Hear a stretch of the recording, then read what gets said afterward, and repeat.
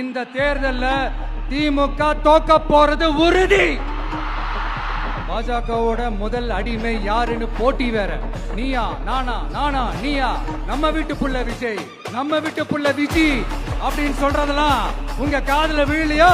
ஓங்கி மண்டையில நறுக்குன்னு குத்துற மாதிரி 10 தடவை தோத்து போனாரு. தமிழ்நாட்டுல வேற ஏதாவது ஒரு தொகுதியில நின்னு உங்களால ஜெயிச்சு காட்ட முடியுமா? முதல்ல அதை செஞ்சுட்டு அப்புறமா இந்த விஜய பத்தி பேசுங்க பாஸ். சும்மா நசன்னு. போகி பண்டிகை அன்னைக்கு வீட்டுல இருக்கிற வீணா போனதையெல்லாம் தூக்கி வீசி எறிவோம் தெரியுமா? 75 வருஷ பவள விழா பாப்பாவையும் 55 வருஷ பல்லாங்குழி பாப்பாவையும் தூக்கி வீசி எறிவோமா? விஜய் என்னப்பா, விஜய் நடிகன், விஜய் நடிகன், விஜய் நடிகன், விஜய் நடிகன். ஆமா நான் நடிகன் தான், இப்ப யாரும் இல்லைன்றா.